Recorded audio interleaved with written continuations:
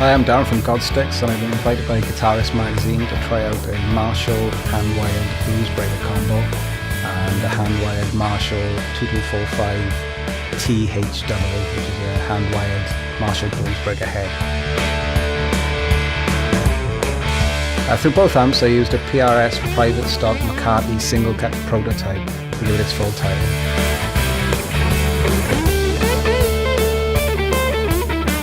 Despite the off-putting price tag, I found the guitar to be extremely nice. One of the nicest guitars I've played, in fact, but you would expect that from a guitar priced at £6,000. In fairness, I don't think this guitar is marketed at the average working musician like myself.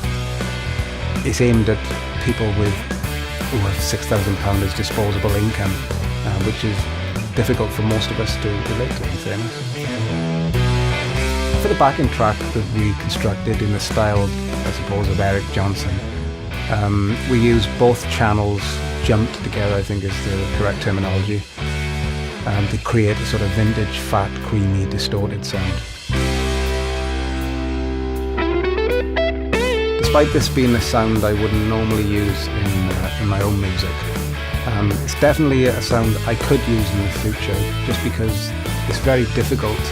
I think I will find it very difficult to emulate this kind of sort of clean sustain that I achieved through this amp, through the more modern amps that I own, sort of the Mesa Boom, etc.